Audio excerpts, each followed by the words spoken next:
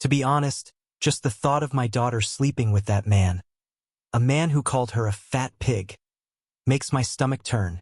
It was supposed to be the happiest day of her life, but just minutes before the wedding started, I heard my new son-in-law confess everything to a friend, and the worst part was that they all just laughed.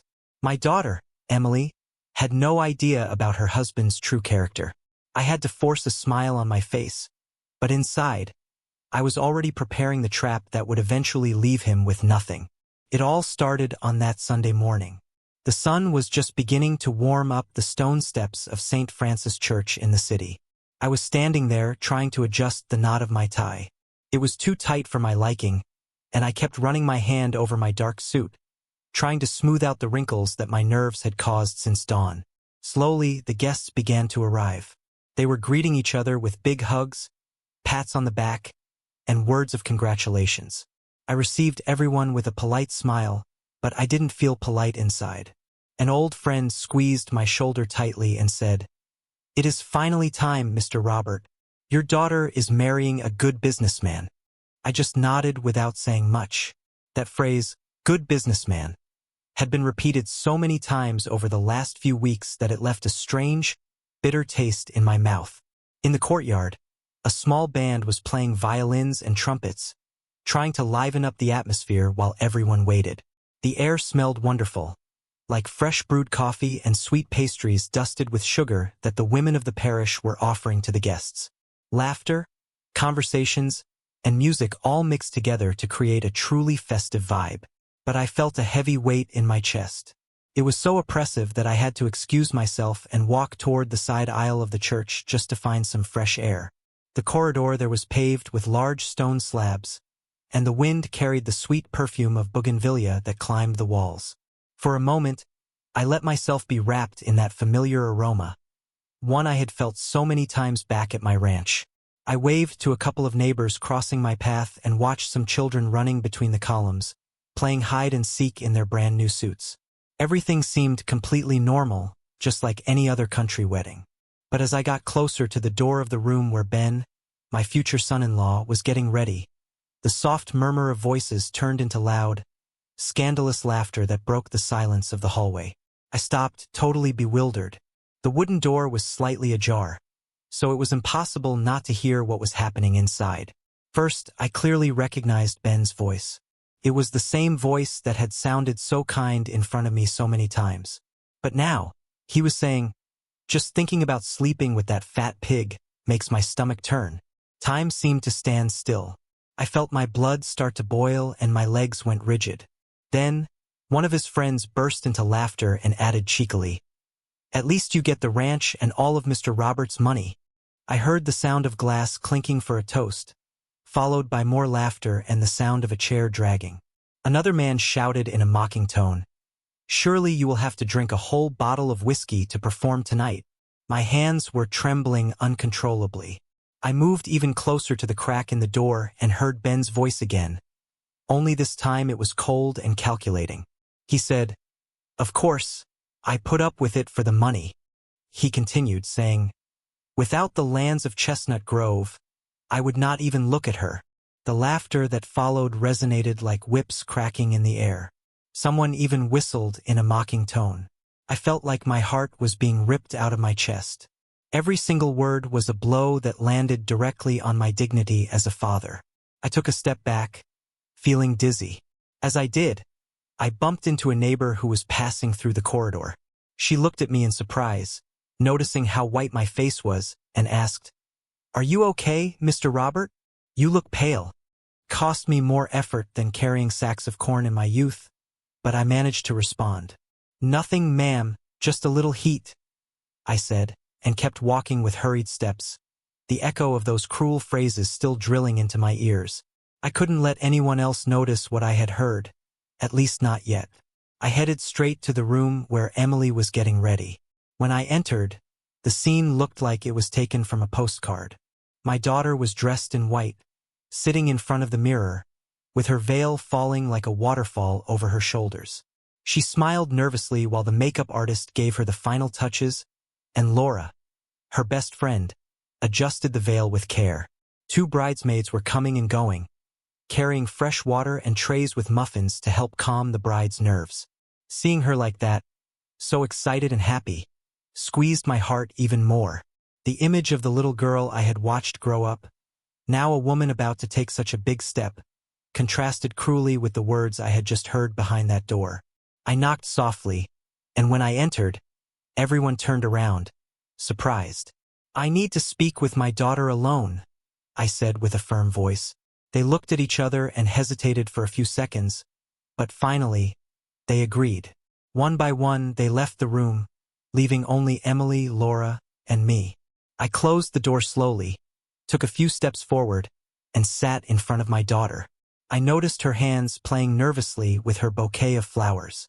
She didn't know yet that my world had shattered just a few minutes before. In that instant, I knew that my daughter's happiness was about to be crushed by the bitterest betrayal. I was facing the hardest decision of my life. Stay silent and let her go ahead with a lie, or tell her the truth and destroy the illusion she had dreamed of since she was a child. I dragged a wooden chair over. It creaked on the polished floor as I sat in front of her. I placed my hands on top of hers, which were still trembling from the emotion of the wedding. Emily looked at me through the mirror. Her eyes shone with hope, but also with nervousness. The freshly applied makeup gave her the air of a princess. I could barely sustain her gaze, knowing what I was about to say. I took a deep breath, looking for the softest way to start. "Daughter," I said, my voice hoarse, "I need you to listen to me calmly." Outside in Ben's room, I just heard something that broke my soul. Emily arched her eyebrows, still keeping that nervous smile on her lips. "What happened, Dad?" she asked, tilting her head. I swallowed hard. There was no way to sugarcoat what I had heard. "Ben, your fiancé," I said slowly, as if every word weighed tons. "He was laughing with his friends." I told her clearly. I heard it clearly. "He said he was only marrying you for the money, for the ranch." I paused, then added, "And he called you a fat pig." The silence in the room became heavy. It was barely interrupted by the distant murmur of guests in the atrium. Emily looked at me in disbelief. She opened her mouth and let out a brief, almost forced laugh. "Dad, that cannot be," she murmured, squeezing her bouquet tighter. "You heard wrong. Ben always tells me I am beautiful." I saw her lips tremble and her eyes begin to get wet. "No, daughter," I responded firmly. "I did not hear wrong." He repeated it several times. "His friends were making fun of you, and he himself confirmed it." Emily shook her head. Tears began to run down her cheeks, ruining her makeup. Laura, who was behind her adjusting the veil, intervened immediately. "Mr. Robert, with all due respect, perhaps someone is inventing things. I have seen how much Ben takes care of her. He is always attentive to Emily. He treats her with affection." I turned to look at Laura. In her face, there was a cold security, too firm to be innocent. Her hands squeezed Emily's shoulders as if she wanted to keep her in that seat. "Laura, I am not speaking from rumors. I heard it with my own ears," I insisted, raising my voice a little. Emily sobbed, covering her face with both hands. The bouquet fell onto her legs. "No," she moaned. "I do not want to hear it. It cannot be true." Laura caressed her back with a protective gesture. "Friend, do not let this ruin your day. Nerves make one imagine things," she said. Then she added, "Your dad is just worried, but we must not exaggerate." I clenched my fists on my knees, fighting against the feeling of helplessness. "Emily," I continued softer, "I would give my life for you. I would not lie to you about something like this. I prefer you to hate me for telling you the truth than for you to suffer from a deception." She lowered her hands and looked directly at me. Her red eyes were full of confusion. "Dad, do you really believe that Ben does not love me? That everything is for money?" she asked. I nodded with regret. "Yes, daughter. That was what I heard, and it hurts me more than anyone to have to tell you." Laura took a step forward, crossing almost between Emily and me. "Mr. Robert, I am sorry, but I think you are letting your prejudices speak for you. Ben is a hard-working man, a businessman. It is natural that he talks about money, but that does not mean he does not love Emily. I noticed how Laura sought Emily's gaze, as if trying to sow doubt in her towards me. In that instant, someone knocked on the door. One of the bridesmaids poked her head in, hurried. "Quick, it is time. The priest is waiting for you." The sound of the bells began to resonate strongly in the church, marking that the ceremony had to begin. Emily wiped her tears with the back of her hand, trembling. Laura took a handkerchief from her purse and with agile movements fixed the smudged makeup. "Come on, friend," she told her in a low voice. "Do not ruin this day. Do not think about ugly things." Emily took a deep breath, picked up the bouquet again, and nodded. I remained standing, mute, watching as my daughter stood up. Instead of hugging me or believing me, she clung to Laura's arm like a lifesaver. "Dad, please do not say anything else." "Not now," she said. Those words went through me like a knife. I wanted to reply, but the urgency of the moment gave me no space. Emily left first, followed by Laura, who threw me a look I will not forget, a mixture of challenge and triumph. I walked behind them with heavy steps. We arrived at the main entrance. Emily appeared on the threshold, radiant but with a forced smile on her lips. Ben was already waiting for her, impeccable in his suit, with an expression of insulting security. My daughter took him by the arm. The people began to applaud and murmur. "What a beautiful bride! What pride for Mr. Robert!" In the middle of all those comments, I felt a knot in my throat. I headed to my seat in the front row, still listening to the echo of that cursed phrase that had destroyed me minutes before. I saw Emily walk toward the altar, clinging to the man who had humiliated her without her knowing it. While the guests said I should be proud, the only thing I felt was unbearable pain, as if every step my daughter took toward the altar took her a little further away from me. The church organ began to play. Everyone stood up. I remained seated for an instant, breathing deeply, trying not to collapse in front of everyone. Finally, I stood up slowly with my eyes fixed on my daughter, knowing that she was entering the wolf's mouth, and I, her father, had not managed to stop her. The ceremony felt like a blur of pain. Ben recited his vows with exaggerated security, like someone interpreting a role already rehearsed. I observed him with silent hatred while he looked at my daughter with eyes that I already knew were false. When the "I do" resonated in the walls of the church, people burst into applause, but I lowered my head, closing my eyes to hide the bitterness that consumed me. Later, at the reception at the ranch, the atmosphere was festive, almost like a fair. There were round tables with white tablecloths, roast beef, mashed potatoes, and champagne. Everyone seemed happy except me. Ben walked around with an air of triumph, as if the wedding wasn't a commitment of love, but a signed contract for his own benefit. I stood in a corner with a glass of orange juice watching my daughter. I decided to approach her to see how she felt. But just when I took a step forward, Laura appeared again, always lurking. She whispered something to Emily and immediately took her by the arm. "Let her enjoy, Mr. Robert. It is her day," Laura told me with an artificial smile, guiding Emily away. I stopped dead in my tracks. I felt rage rising, but I held back. I resigned myself to watching my daughter be led from one side to the other like a puppet. For everyone else, it was an unforgettable party. For me, it was the beginning of a nightmare. Just a few days passed after the wedding, and suddenly, all the noise disappeared. Where there had been music, toasts, and congratulations, now only an uncomfortable silence remained, weighing heavily in the air. At the ranch, the horses neighed as usual, and the workers continued with the harvest. But I noticed that conversations stopped abruptly whenever I approached. Something had changed in the atmosphere, and I knew deep down it was not for the good. That morning, I decided to go to the downtown market, just as I did every week. It had been my custom for years to buy supplies and spices for the house kitchen personally.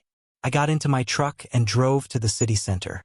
The traffic was agitated, with people running around with their bags, and street vendors shouting to offer their merchandise. Everything seemed normal until I crossed the entrance of the market. From the very first step I took, I felt the stares. These were not the usual cordial greetings or gestures of respect I was used to. Instead, they were long, hard stares accompanied by murmurs that people made no effort to hide. I walked through the main aisle between the fruit and vegetable stands, smelling the fresh cilantro and roasted meat mixing with the smoke of the grills. However, what weighed most on me was the whispering behind my back. A woman who sold vegetables, her apron stained with dirt, spoke with her neighbor at the next stall in a tone loud enough for me to hear. "They say Mr. Robert invented things about his son-in-law out of jealousy of losing his daughter," she said.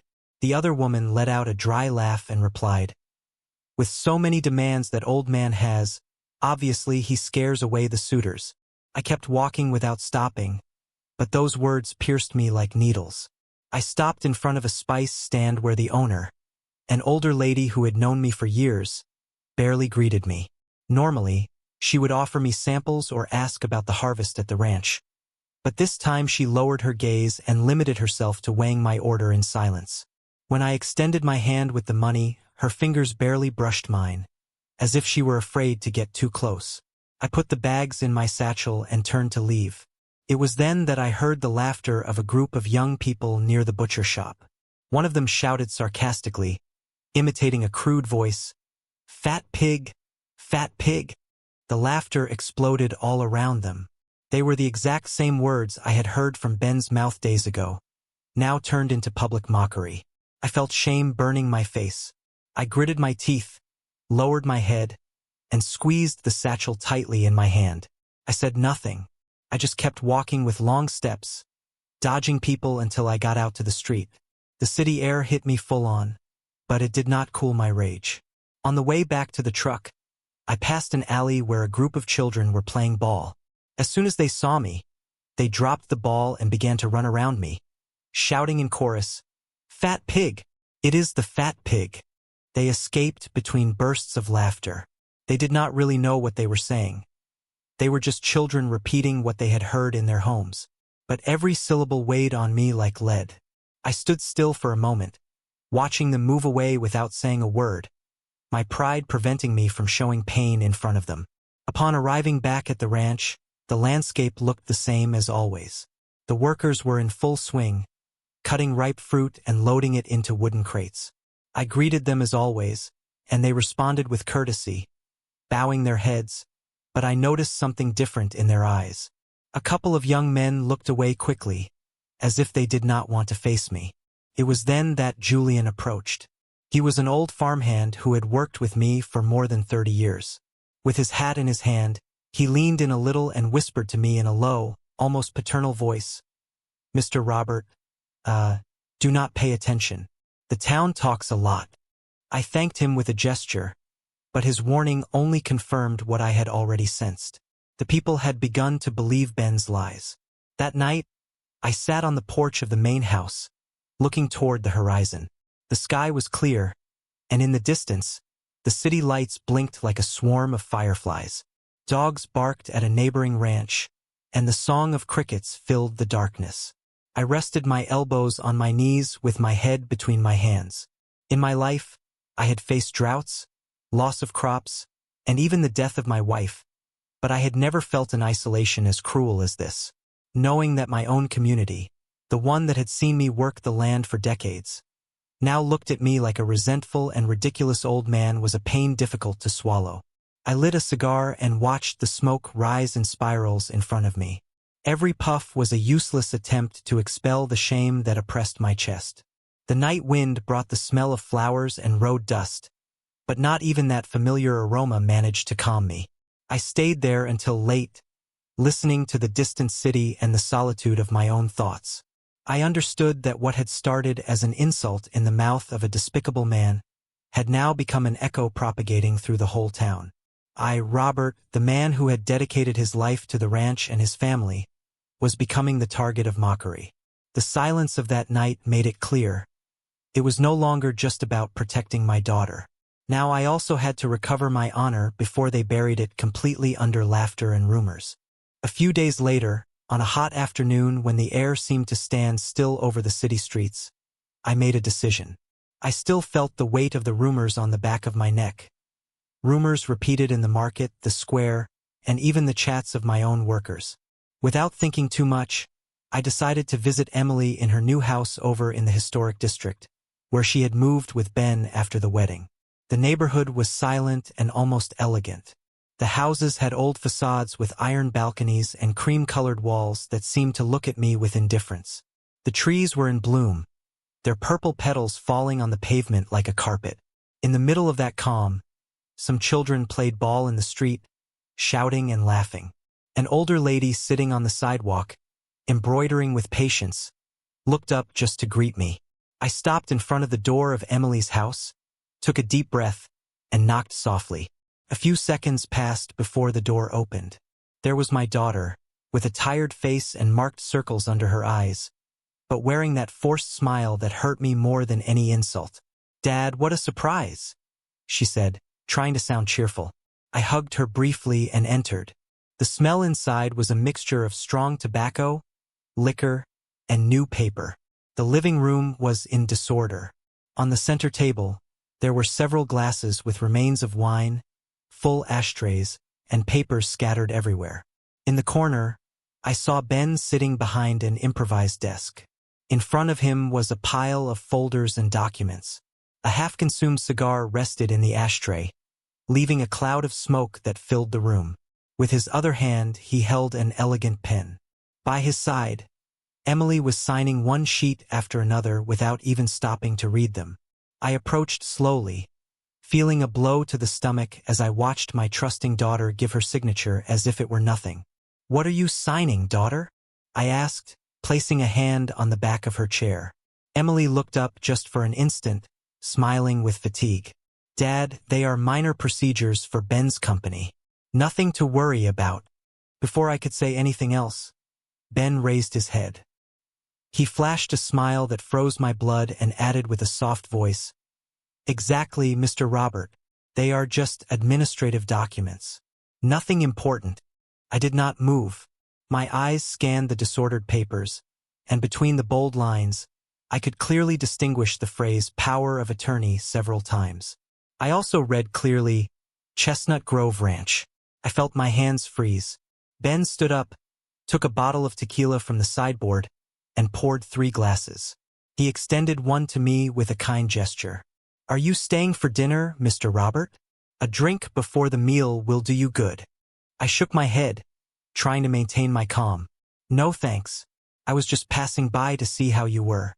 I have to return early to the ranch." Emily got up from the chair and went to the kitchen. The sound of plates and glasses was heard in the distance.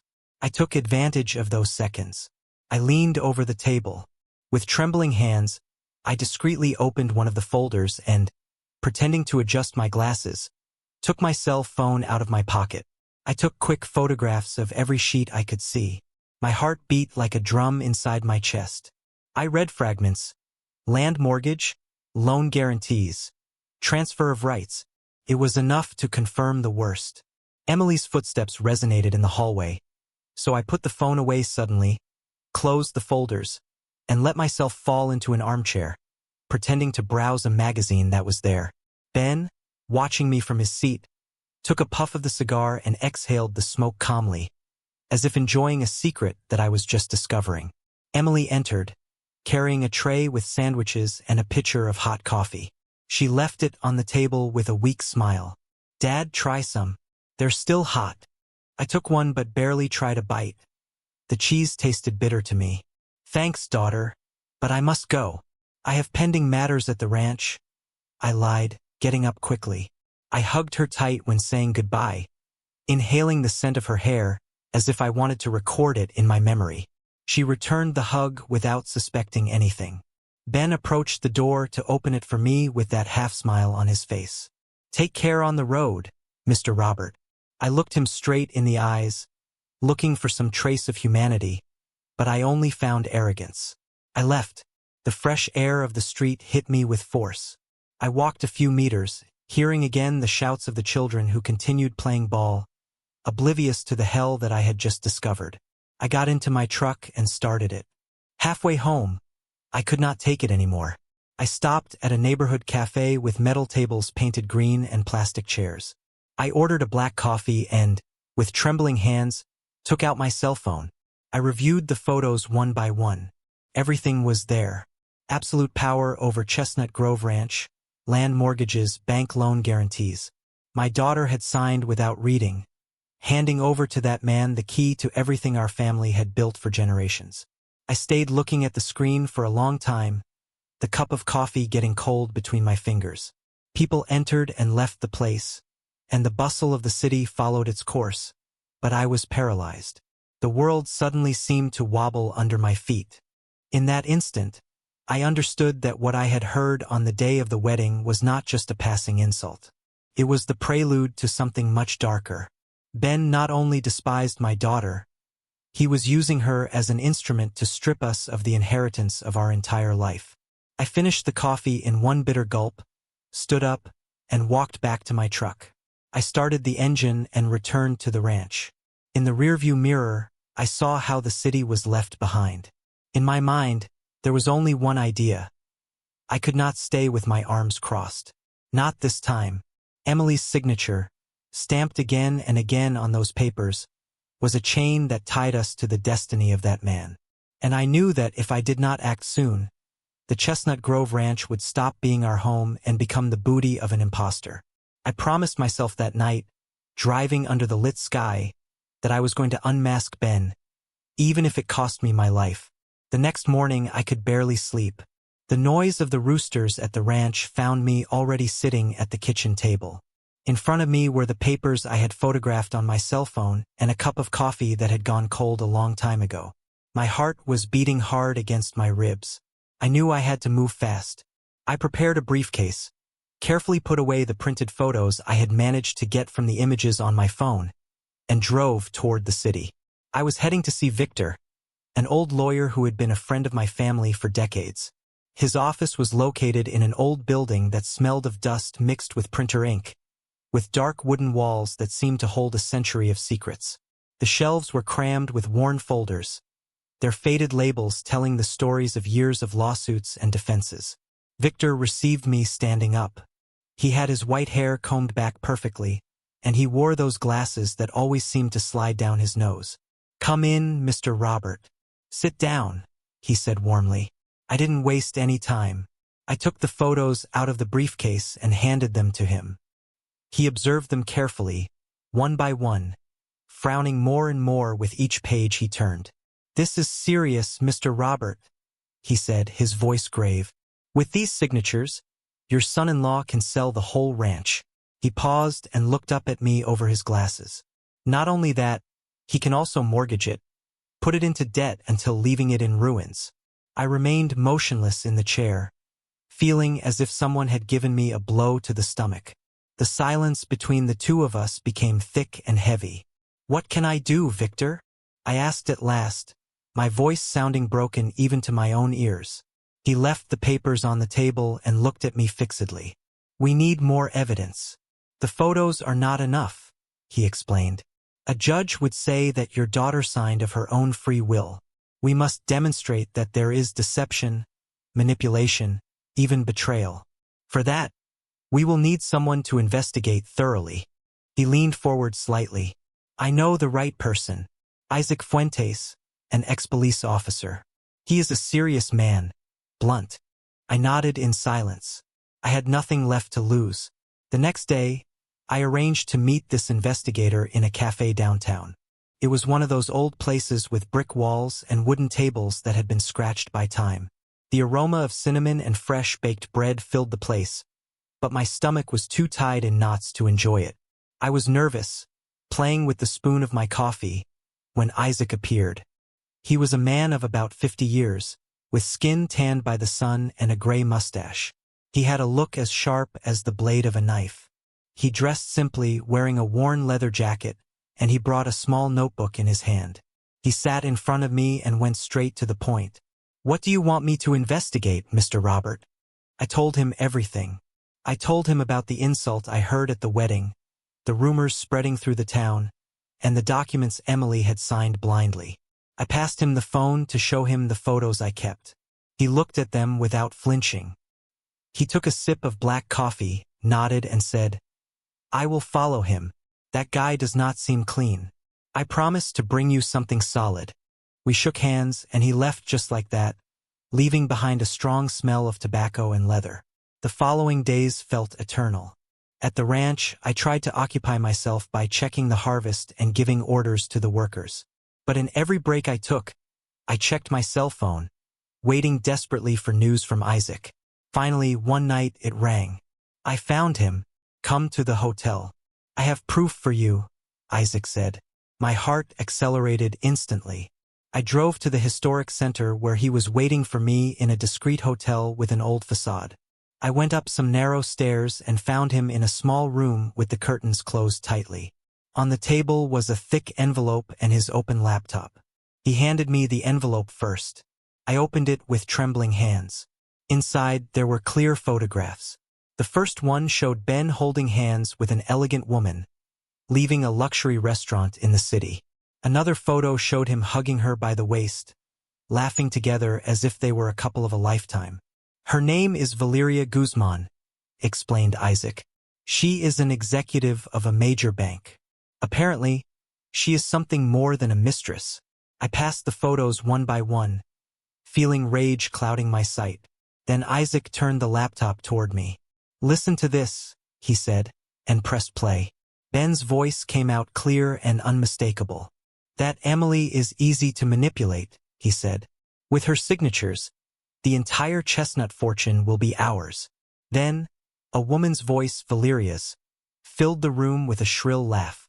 Putting up with a little pig is worth it for so much wealth, she said. Then came the sound of glasses clinking and more laughter. I froze. The air got stuck in my lungs. My hands were sweating. For a moment, I thought the ground was going to open under my feet. Emily, my daughter, the woman who still slept hugging the illusion of a happy marriage, was being used and ridiculed in the cruelest way possible. Isaac turned off the recording. He poured black coffee into a styrofoam cup and put it in my hand. Here's what you needed, Mr. Robert. Evidence. Now, it depends on you what to do with it. I looked at him without being able to articulate a single word. I only nodded. I put the envelope and the file on a USB drive that he gave me into my pocket. I left the hotel with weak legs. The night air hit my face, but it did not relieve me. I drove back toward the highway, and passing a taco stand, I stopped. I ordered one and held it in my hand, but my stomach closed up completely. The meat, the cilantro, the red sauce, everything smelled good, but it was impossible to swallow. I stayed sitting in the car with the food intact on the paper plate, looking at the photos on the cell phone again and again. Ben's face, smiling next to that woman, chased me like a demon. The words of the recording resonated without pause in my head. Little pig, fortune, manipulate. I knew that this was only the beginning. What I had in my hands was not the end of the betrayal, but the proof that the war was just beginning. And I, at my 68 years, was going to have to fight it. I started the engine, left the food on the seat, and drove back to the ranch with rage and pain lit like coals in my chest. After listening to the recordings and seeing the photos that Isaac had shown me at the hotel, I could not sleep all night. The image of my daughter being deceived consumed me. Although I already had proof of Ben's adultery and his plan of dispossession, something told me that a piece was still missing to complete the puzzle. Isaac, as if he had read my thoughts, called me a couple of days later. His voice sounded grave and direct. Mr. Robert, there is someone else. Ben's brother-in-law, Arthur Ramirez. He lives on the outskirts of the next town in a cheap bar. He can be the key piece, Isaac told me. I did not hesitate.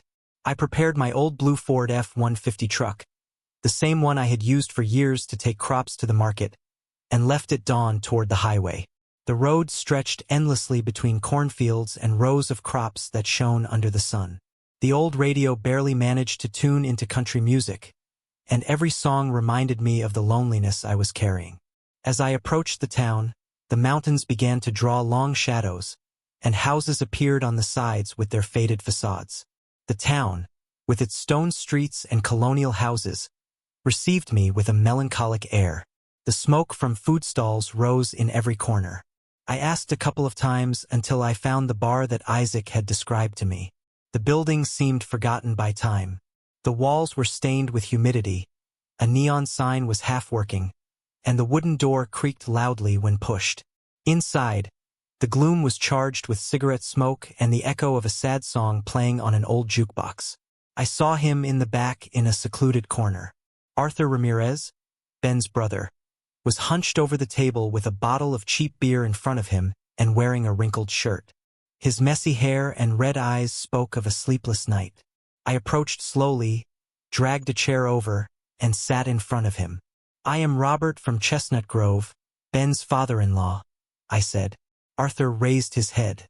His cloudy eyes looked at me with contempt. "Did you come to defend that wretch?" he snapped. "Go away. I have nothing to talk about with you people." I slowly took out the envelope I carried in my briefcase and put it on the table. He hesitated for an instant before opening it. His hands trembled as he passed photo after photo. He saw Ben smiling, hugging Valeria Guzman as if they were a married couple. Arthur's jaw began to tense. "Damn him, just like always," he spat with rage. I then took out the cell phone and played the recording. Ben's voice resonated between the stained walls of the bar. "That Emily is easy to manipulate. With her signatures, the entire Chestnut fortune will be ours." A dense silence fell over the table. Arthur squeezed the beer bottle until his knuckles turned white, and suddenly he smashed it against the table, spilling foam everywhere. Several people turned to see us. The bartender, accustomed to scenes like that, just kept cleaning glasses as if nothing happened. Arthur looked at me with glassy eyes and began to speak, almost spitting every word. "That unhappy wretch ruined us," he said.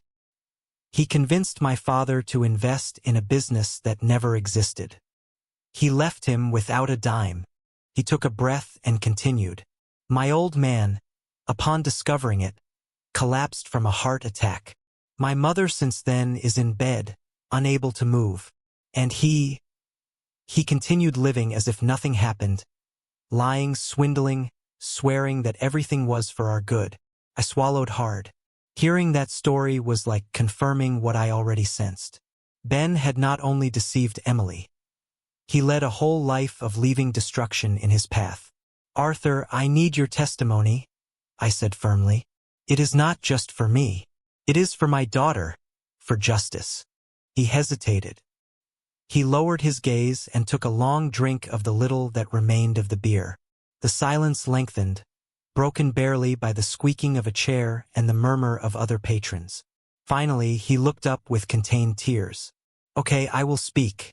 That man deserves nothing." I raised my glass of beer, which I had ordered but not touched, and clinked it with his. The dry blow sounded louder than normal, like a pact. We agreed to meet soon at Victor's office to prepare a formal statement. I got up to leave. Arthur remained in his corner, lighting a cigarette with hands still trembling. When I crossed the door, the night breeze hit my face again.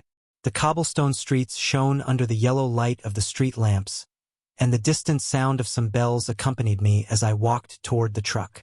I started the engine and drove slowly through the town that was being left behind. In the rearview mirror, the lights of the bar seemed to blink like embers in the darkness. For the first time in weeks, I felt that I was not completely alone. I had found an ally, someone who had also been a victim of the same snake. As I advanced along the return road, between shadows of fields and sleeping lands, I had the certainty that the battle against Ben was not only mine anymore. Now we were two wounded men united by the same betrayal. In that silence of the night, with the roar of the engine as my only company, I repeated to myself that justice, sooner or later, would arrive. The weeks leading up to the trial felt like an eternity. Every single day dragged on. While I watched the ranch workers bend their backs under the hot sun, or saw the neighbors pass in front of my ranch with looks that hovered between curiosity and suspicion, I knew that the moment of truth was approaching. I had the evidence. I had Arthur's testimony. But still, I felt an immense weight on my shoulders. I knew that inside that courtroom, not only would the future of my lands be decided, but also the honor of my daughter and my entire family. On the appointed day, I woke up before dawn. The house was silent. I dressed in a freshly ironed white shirt and a dark suit that I kept for only the most important occasions. In the inside pocket, right over my heart, I placed my rosary, the one that had belonged to my late wife. It was my way of bringing her strength with me. I drove to the city in silence, my hands gripping the steering wheel of the truck firmly, my heart beating hard against my chest. The county courthouse rose imposingly ahead, with its high columns and stairs that seemed endless. From afar, I could already see the crowd gathering. Neighbors, curious people, some ranch workers, and even people who had once repeated the cruelest rumors against me were there. Now, everyone wanted to witness the fall or perhaps the redemption of Mr. Robert. Upon entering, the murmur of the crowd was deafening. The walls of the courtroom were a high beige, and the national seal hung in the background, watching everything with solemnity. I walked to the front and sat in the first row next to Victor, my lawyer. He arranged his files calmly, although I noticed how his fingers drummed nervously against the table. Even the most experienced man could feel the tension in that room. On the other side sat Ben. He was dressed in a very expensive suit, probably paid for with my daughter's money. He smiled with that arrogance that characterized him, throwing winks at those present as if he were at a party and not at a trial where his future hung in the balance. Beside him was Emilio Ramirez, his cousin, who looked restless, moving his legs and looking at everyone with suspicion. Then I saw Emily enter. My heart shrank. She wore a simple black dress, and her eyes were swollen from crying so much. She walked slowly, accompanied by Laura, who whispered in her ear with a closeness that made me uncomfortable. My daughter avoided looking at me at first, but I did not take my eyes off her for a single second. I just wanted her to know I was there. The tolling of a bell announced the start of the session. The judge struck the gavel, imposing silence on the room. Victor stood up with a sure step. His voice resonated clearly in the room while he presented each piece of proof we had gathered. He showed the photographs of the documents signed by Emily, the powers of attorney, the mortgages, and the loans requested in the name of the ranch. The attendees murmured louder and louder as the evidence piled up. Here is the evidence that Ben Ramirez manipulated his wife to sign without reading, granting him absolute power over the family patrimony, Victor declared. The judge nodded, and then came the moment I had been waiting for. Victor asked permission to play a recording. The room went dead silent as Ben's voice flooded the air from the speakers. That Emily is easy to manipulate, the recording played. With her signatures, the entire chestnut fortune will be ours. Immediately after, Valeria's laughter resonated through the courtroom, sharp and cruel. Putting up with a little pig is worth it for so much wealth. The murmur in the room turned into a wave of indignation. I heard several women cover their mouths in shock. Some men cursed in a low voice. I saw Emily shrink in her seat, fresh tears running down her face as the public humiliation washed over her. Ben, red with fury, stood up suddenly. Lies! That is a montage, he shouted. The judge hit the table with the gavel. Silence! If you interrupt again, you will be expelled. Victor remained firm without losing his composure. He waited for the room to settle.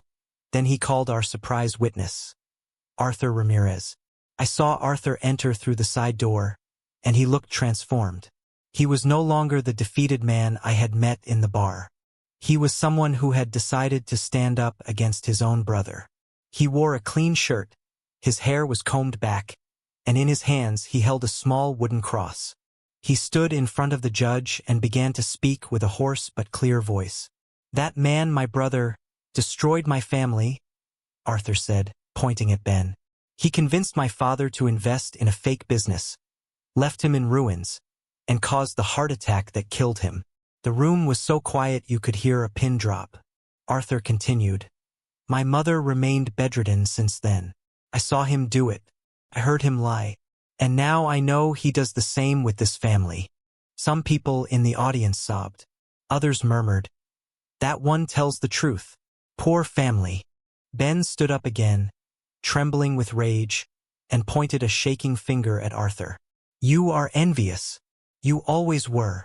Two guards immediately moved forward and held Ben by the arms to force him to sit down. The judge glared at him, then made a gesture to Emily. Everyone held their breath. My daughter stood up slowly, trembling, with her hands pressed against her chest. She looked small in that big room, but when she spoke, her broken voice filled every corner. "They deceived me," she said, her voice shaking. "I trusted him." She took a deep breath and looked directly at Ben. "But I want a divorce." The words rumbled like thunder. There was an instant of absolute silence, and then the room exploded. People burst into applause and exclamations. The ranch workers who had come to support me stood up. Some even shouted, "Justice! Justice!" I squeezed the rosary in my pocket tightly. My lips moved in a silent prayer while I felt my eyes fill with tears. Emily, for the first time in a long time, turned her head toward me. Her gaze crossed with mine, and with a thread of a voice barely audible over the noise of the crowd, she whispered one word, "Dad." That single word was enough to give me back the strength I had lost in so many months of pain. It was the first crack in the wall that had separated us since the wedding. The judge struck the gavel once more to regain control. Legal deliberations will continue before passing final sentence, but the court has heard enough to consider the accusations serious. The audience rose amidst murmurs and discussions, everyone giving their opinion on what they had seen. Ben, although he still tried to sustain his arrogant smile, could not hide the sweat on his forehead, nor the trembling in his hands. He looked like a trapped animal. I left the room slowly, surrounded by voices, pats on the back, and shouts of support.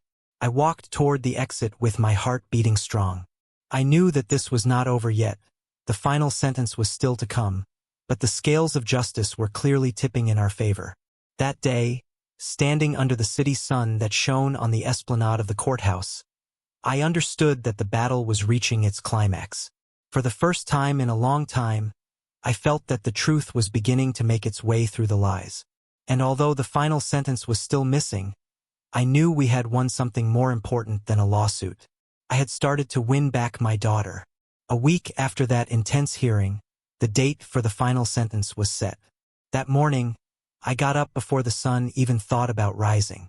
I sat in my kitchen, staring at a cup of coffee. I barely tried a sip.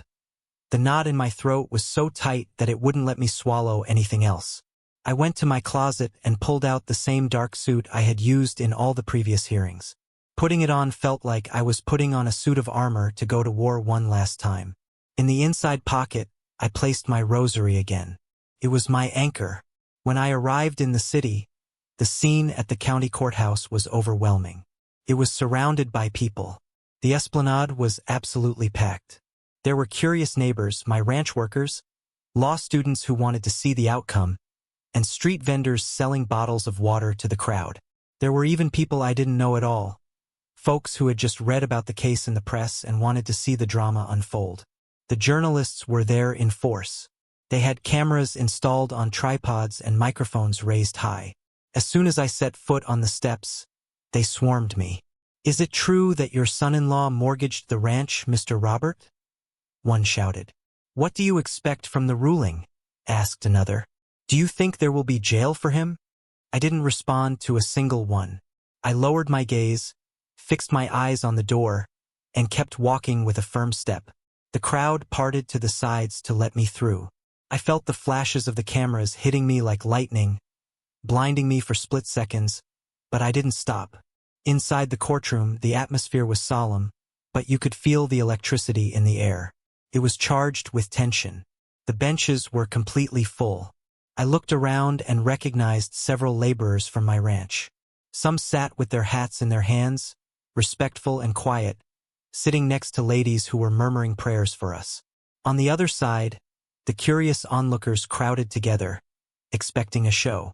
The judge entered, and everyone stood up immediately.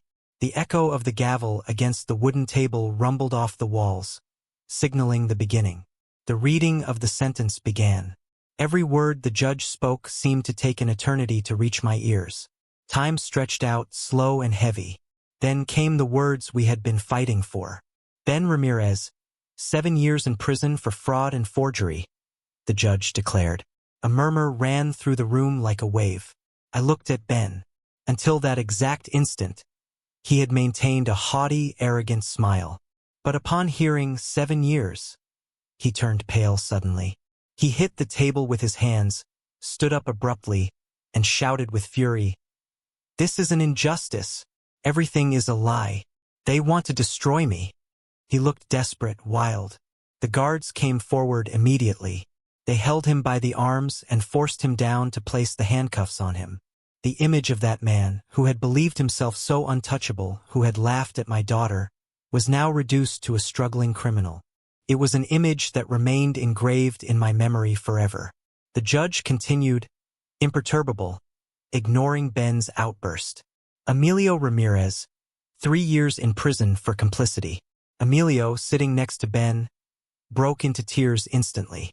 He held his head with both hands, begging for mercy. "Please, Your Honor, I did nothing. I was just following orders," he cried. But his pleas were lost between the pages of the file. It was too late for regrets now. At that moment, I raised my eyes toward the back of the room. I wanted to see her, Valeria Guzman, the mistress.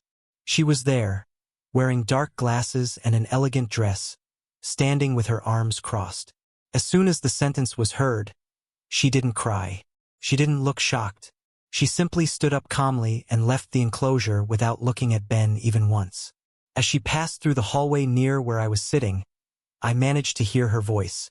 It was cold as steel. "You're no use to me anymore," she muttered. That phrase was like a tombstone falling on Ben's pride. He had destroyed his marriage for her, and she discarded him the moment he lost his utility. I also saw Laura, Emily's so-called best friend. She remained shrunk in a corner, trying desperately to go unnoticed. But the murmurs of the townspeople did not forgive her. I heard words like traitor and accomplice whispered in her direction. Some people even pointed at her with their fingers. Unable to bear the shame, she lowered her head and left in a hurry, hiding among the crowd and not daring to look back. Meanwhile, Emily was sitting right next to me. Her hands were sweating, intertwined tightly with mine. When she heard the verdict, her whole body trembled. She leaned toward me, tears rolling freely down her cheeks. She whispered between sobs, "Dad, forgive me for not having believed you. I didn't need to hear anything else." I hugged her, feeling all her pain spill onto my shoulder. There was no reproach in my heart. No, "I told you so." There was only relief to have her with me again. The public, unable to contain themselves any longer, burst into applause. Some of the workers from the ranch stood up and shouted, "Justice! Justice!" The walls of the courthouse rumbled with that word. I sat there with wet eyes, squeezing the rosary between my fingers, and murmured, "Thank you, Lord. Thank you." Upon finishing the hearing, the room became a whirlwind. Journalists ran to get the best angle. The curious commented loudly on the drama. Guards escorted Ben and Emilio toward the exit, and insults rained on them from the crowd. "Thief! Traitor!" people yelled. Ben turned his head for an instant, and our eyes crossed one last time. His look was charged with hate, as if he still believed he could take revenge. But I no longer feared him. He had fallen. Everything he had built based on deceptions had crumbled over him. On the esplanade outside, the flashes and microphones pounced on me and Emily again. The questions multiplied, everyone wanting a statement. I did not stop to give a speech. I responded with a single phrase. "The truth won." I said those words with firmness, holding my daughter by the arm and guiding her through the crowd until we reached the truck. She walked by my side, still fragile, but with her eyes set forward. When we moved away, I saw through the rearview mirror how Ben was being put into a police vehicle. He was handcuffed, surrounded by shouts and boos. For the first time, it was not him who laughed. It was the whole town that condemned him. And I, although I knew that my daughter's pain would take time to heal, felt that on that day, a chapter had finally closed. Justice had spoken. The truth had won. Just a few days passed after the sentence was handed down, but to me, they seemed like years. The echo of the applause in the courtroom still resonated in my ears, mixed with the memory of Emily's tears and Ben's defeated look as he was led away. It was a lot to process, and the adrenaline of the trial was slowly fading, leaving behind a quiet exhaustion. However, what came next was what truly gave me peace. My daughter made a decision that filled my heart with relief. She decided to return to the Chestnut Grove Ranch. It was our home, the place where everything began, and she knew it was the place where she had to be reborn. She left that house in the historic district, the one filled with bad memories, cigar smoke, and betrayal, and came back to the land that had raised her. That first morning she was back. The air was impregnated with the smell of wet earth. It was a crisp, clean scent that cleanses the spirit. The sun began to rise over the fields, dyeing every ripe fruit in the orchards a beautiful golden color. It was as if the land itself was welcoming her back. We walked together, Emily and I, between the long rows of trees loaded with fruit. It was a quiet walk, just the sound of our boots on the dirt and the rustling of leaves. The workers were already there, collecting the harvest and placing the fruit into wooden crates. I watched them closely. I was worried about how they would react to her after everything that had happened, after all the rumors and the scandal. But every so often, someone would stop what they were doing and greet us with genuine respect. "Good morning, Mr. Robert. Miss Emily," they would say. Emily responded to each of them with a shy but sincere smile. She wasn't hiding anymore. She looked different that day. She wore a simple white shirt and blue jeans, practical clothes for work. But what touched me the most was what she had on her head. She wore my old wide-brimmed hat. Seeing her like that filled me with an indescribable pride. She was walking with a firm step, not the hesitant shuffle of a victim. She carried a notebook in her hand, writing down numbers and observations. I listened as she stopped to talk with the administrator. She wasn't just making small talk. She was discussing sales contracts to the local supermarket with authority. For the first time in a long time, I saw her secure, strong, and mistress of herself. She wasn't looking for approval. She was doing the work. While she reviewed numbers and gave instructions, I drifted away slightly to go to the stables. I needed to check the cattle with the farmhands. I ran my hand over the rough wood of the corral and observed the animals feeding in silence. It was my routine, my peace. But my ears were still tuned to where my daughter was. When I returned from the stables, I found a scene that made me stop and smile. Emily was laughing with a group of workers who surrounded her. The tension that had existed in the town and on the ranch for weeks had evaporated. One of the workers, a man with a loud, boisterous voice, said what everyone else was thinking. "Miss Emily, now you are in charge." His words reached me like a bomb, but a good one. Those men and women, who had doubted me when rumors poisoned the town, who had whispered behind my back in the market, now recognized the truth. They saw in my daughter the true heir of the ranch, and in me, the figure who never gave up. At noon, we took a break and sat on the porch of the main house. It was our favorite spot. The wooden table was served with a steaming stew, crispy biscuits, and large pitchers of iced tea. It was a simple meal, but it tasted better than any banquet I had ever attended. The wind blew softly, bringing the smell of the ripe fruit mixed with the humid earth and the song of the birds. It was peaceful. Emily looked at me across the table. Her eyes were firm, completely different from those of the naive girl who had walked toward the altar just weeks ago. The pain had changed her, yes, but it had hardened her in a good way. "Dad, I'm not the same anymore," she told me quietly. "I learned not to trust blindly." She took a sip of her tea and looked out over the fields. "Now I want to take care of what belongs to us." I lit a cigar, inhaled deeply, and let the smoke drift away. With a serene smile, I reached out and put my hand on her shoulder. "That is what I always wanted for you, daughter," I said.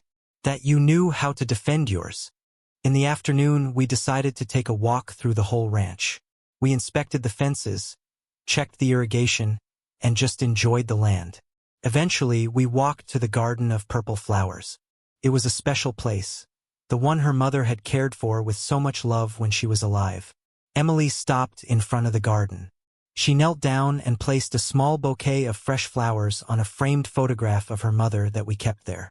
She remained in silence with her hands together, praying or perhaps just talking to her mom. I stood back, giving her space. I knew that in that gesture there was as much pain as there was hope. She was grieving the loss of her innocence, but she was also honoring the strength of the women who came before her. As the sun began to dip lower, casting long shadows across the grass, I felt a profound sense of gratitude. The ranch was busy, the harvest was coming in, and my daughter was home. We had weathered the storm. The night fell slowly over the ranch, draping the fields in shadows. Far in the distance, I could see the glow of the city lights, but above us, the sky was a different world entirely. It was illuminated by a blanket of stars so bright and clear that it felt like you could reach up and touch them. It was the kind of view that makes you realize how small your problems are in the grand scheme of things, but also how important it is to protect the little corner of the world that belongs to you. I sat on the wooden balcony in the old rocking chair that had been my refuge so many times over the years. The wood creaked rhythmically as I rocked back and forth, a sound that had always soothed my nerves. On the small table next to me rested a few treasures: the photo of my late wife, some books with pages yellowed by time, and a steaming cup of hot coffee. Across the table sat Emily. The soft, warm light of an oil lamp illuminated her face, casting gentle shadows across her features. She wasn't just sitting idly, though. She was deeply focused, browsing through a contract with an intensity one hadn't seen in her before. She held a pencil in her hand, underlining points and making notes in the margins with concentration. I watched her in silence for a long time. For the first time, I wasn't seeing the little girl who needed protection, nor the heartbroken bride who had been deceived. I saw the determination of a woman who had suffered a great blow but had not broken. She looked strong. She looked capable. The silence of the night was comfortable, broken only by the chirping of crickets in the tall grass and the distant singing of the workers who had stayed late to watch over the harvest. Their voices drifted on the wind, singing old country songs that spoke of hard work and simple lives. It was a melody that belonged to this land. After a while, Emily stopped writing. She put the pencil down, looked up from the papers, and met my gaze. Her face softened, and she gave me a calm, genuine smile. "Thank you, Dad," she said softly, "for not giving up." I felt a lump form in my throat. I raised my coffee cup, holding it in the air for a few seconds as a toast to her. I looked her straight in the eyes and responded with a firm voice, speaking the truth that had settled in my heart.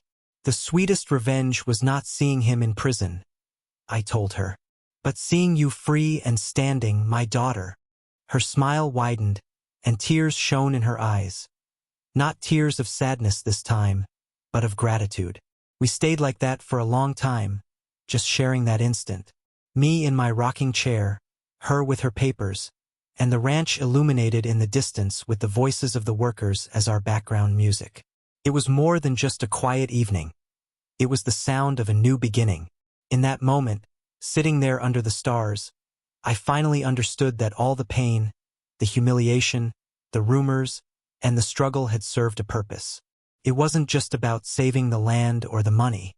It was to give my daughter back her freedom and to give our family back its dignity.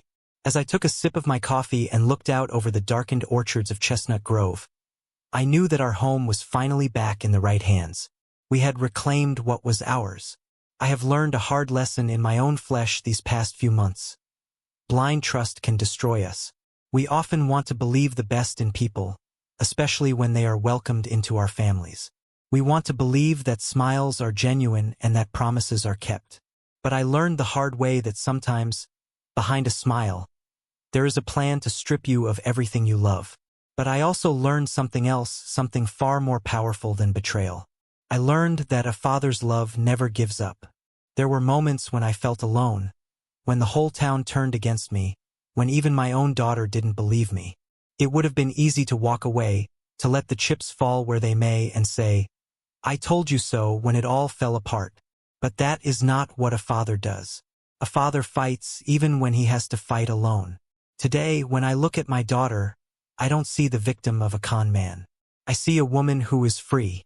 I see her standing tall, managing the land, laughing with the workers, and planning for a future that belongs solely to her. She is stronger than she ever was before. She walked through the fire and came out refined like gold. And because of that, I know that all the pain was worth it. The awkward silence in the market, the whispers of fat pig from the children in the alley, the sleepless nights staring at legal documents. I would do it all again in a heartbeat if it meant saving her. The lesson I take with me, and the lesson I hope to leave with you, is clear.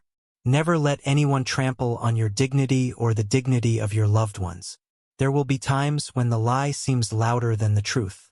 There will be times when the bad guys seem to be winning, driving fancy cars and wearing expensive suits paid for with stolen money.